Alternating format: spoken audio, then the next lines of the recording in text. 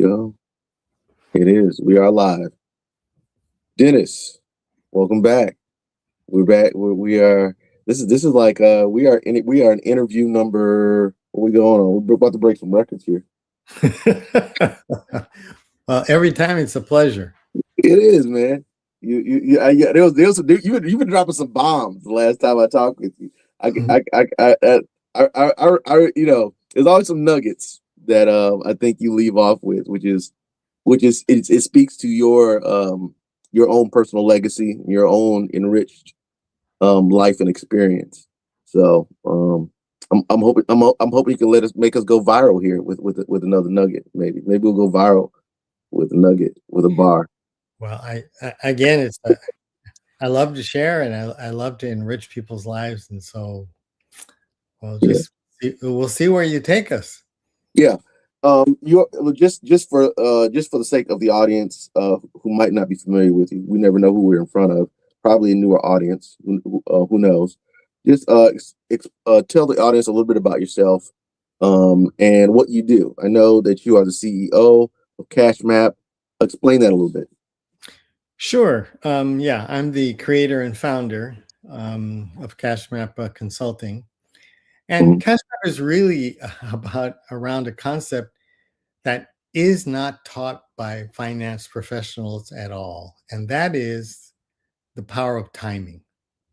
Okay. When we say that dirty word called budgeting, we tend to think in terms of putting money aside in monthly buckets, for lack of a better way of putting it. Mm-hmm. That's not how banks pay us or charge us. They do it based on daily interest. Right. And so the sooner we understand that timing is powerful, then we can use it to both accelerate getting rid of any particular type of debt so that we're able to pay dramatically less in interest. But the one thing I'm really excited to share with you, Larry, is that I finally broke the code on using it to accelerate investment returns. Okay. So what type of returns we getting out there? I've heard numbers of 20 and 40%. 40% international, 20% domestic. I'm going to simply say that I'm not going to get really crazy about it. The tests that I've done, and I'm happy to share, is that imagine being able to just get a return of 4%, and being able by knowing how to use timing to, in effect, get a return anywhere from 30 to 50% greater than if you just used the money you had left after paying bills and put it in the bank. Yeah. Using timing, you could increase that to the equivalent of like 4.85 or 5%. Yeah. Just by knowing how to use timing. And so understanding timing can dramatically accelerate individuals or businesses in achieving their financial goals. But isn't the S&P 500 like yielding like 7% or something like that? Like, let me put it to you another way. I mean, like, if you could borrow money, Larry, at 0.7%. Okay, I see what you're saying. Okay. 0.7%. I mean, what would you do with it? I invest. I definitely invest that. I set that and let something with greater interest accumulate over time. Yeah, it has a compounding impact, right? That's right. So, and we're able to do that by learning how to keep our money working for us. So in other words, what do I mean by that? That means whenever we leave cash sitting in a checking account doing absolutely nothing, There's only one person who benefits. The banks. Sure. That's right. And so what I'm all about at CashMap is teaching people a cash management skill that, in my opinion, everybody should understand so that they get to hold on to their money longer, pay the bank less interest, and also earn more from the bank. And it's all by timing what we do with our cash. How is the consulting business? The last time I talked with you, I mean, I've talked with you probably about 3 or 4 times. Yeah. Is this? I mean, are you is there a great demand for this? I feel like when it comes to the financial industry and stuff about this, I think people in general are a bit naive to what they could benefit from financially. I think everybody, it seems like the average American is about paying their bills on time and going on vacation. I don't think the average American thinks as much about investment as they should. You would think that I mean, you can give me a gander as to whether there's a strong market out there for individuals who are thinking on that level. I mean, of course there is. People invest in different types of ways, but you know what I mean. No, I totally get what you're saying, and I will, and I'll say is that unfortunately for too many of us, we are easily distracted, and we tend not to believe of what's possible, so we don't try. Okay. Right. But in fact, one of the things that processes I put people through is called, I call it bringing your future into your present.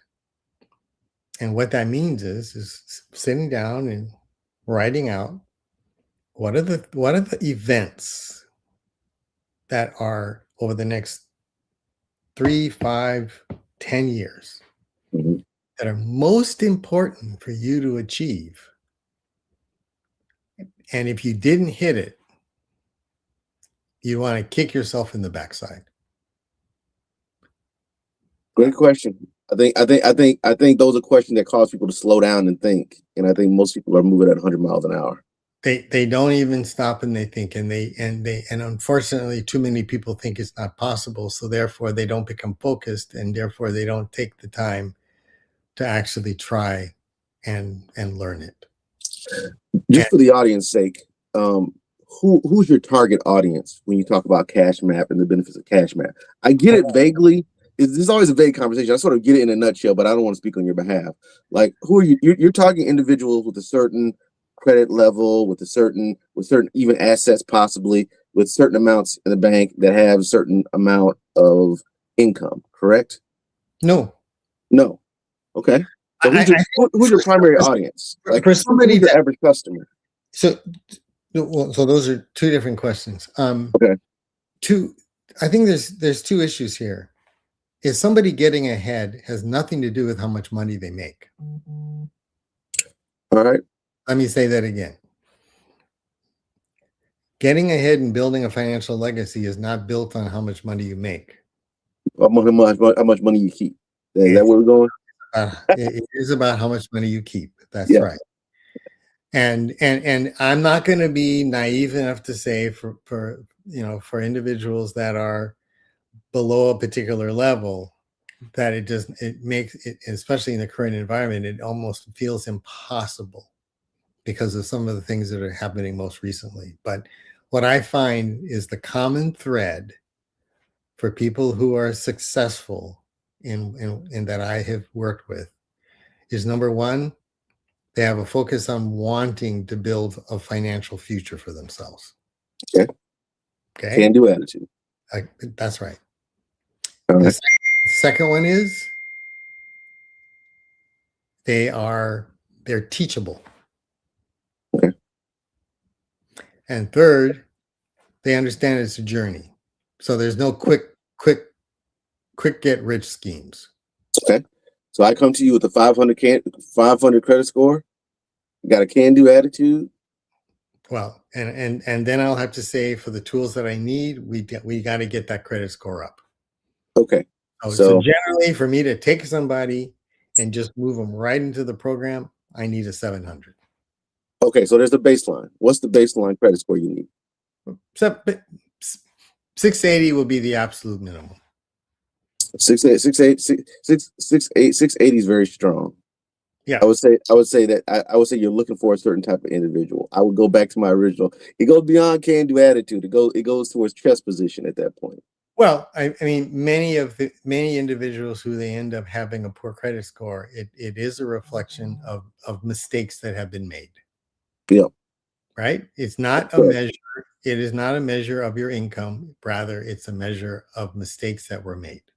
Yeah, but I guess essentially what I'm saying is, well, when a person cannot come into you criteria free, there's certain specific criteria that you need to meet. Like you have to have if you got a 680 credit score, maybe your income's not the highest, but at least it probably means you're extremely responsible with your credit. So let's say I come to you with a 680 credit score and I make like $12,000 a year. Is that enough to be able to enter into your program? Sure.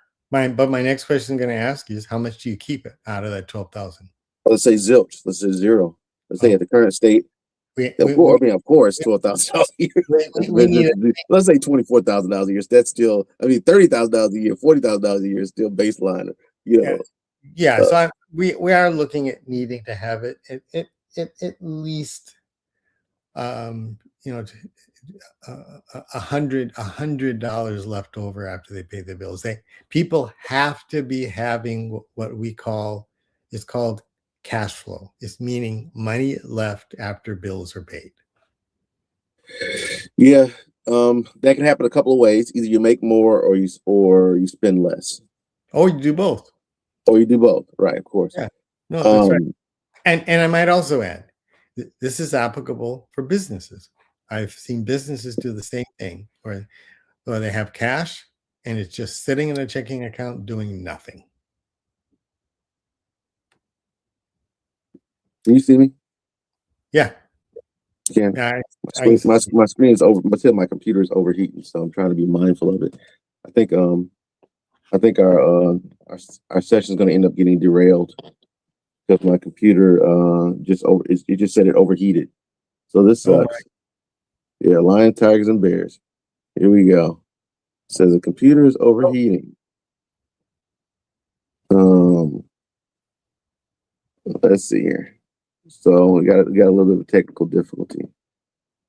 No, we can reschedule again. Yeah, this sucks. I'm wondering why it's happening. Let's see here.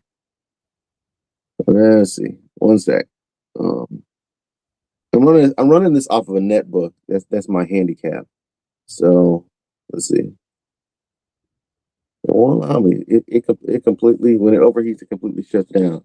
So I'm going to exit out of this Okay. for right now.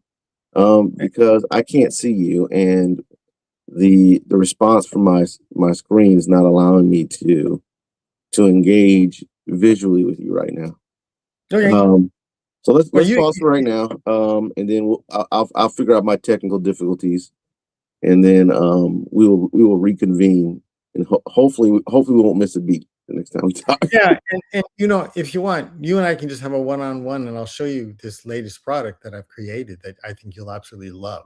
Yeah, I'm actually really interested in and just understand a little bit of the technicalities, which I think I understand, but I'm always thinking of, okay, in the back of my head, for instance, I have a little bit of this bias that, okay, you're offering a product, but it's only for people that can afford the product. Like, let me ask the question. Let me press the question on you a little bit.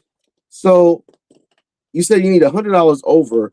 Like, who like what is the average salary of a person that's coming your way? If you could disclose that. Now that'll be my last question. Maybe gain a little substance or juice out of this just for curiosity's sake. So what's the average salary of someone coming to you seeking to maximize currency off of the services that you provide? That's a great question, which I've never zeroed in on. I would probably have to say that, Oh, no, I've had students before that were making like 60, 70,000. Okay. So Yeah. it really is. It really, and I can think of a receptionist that I had as a client that she was only making like 36,000. Man, it sounds a little bit too low for your program. How does one sustain themselves with that? Or if they're in that category, they definitely don't have kids. No, she's single. You're right. She was single. Yeah, there's no way in the world. There's no way in the world you making Yeah, about $2,500 to $3,000 a month. and And yeah. but we were able to get her a $7,000 line of credit. Oh I wow. can I can think of another client I have in South Carolina who, she's a homeschooling mom, and her husband's probably bringing in around, for a family of four, they were probably bringing in around 70,000 a year. Okay. And, Okay. she was able to qualify for a $12,000 line of credit. But that shouldn't be too hard to go to the bank with that type of income and stability in general. Like I should be able to get that line of credit. Like how hard is it really that hard to get that type of line of credit? That doesn't seem like too steep of a No, deal to just go it's straight not. to the bank and get that line of credit. What am I missing?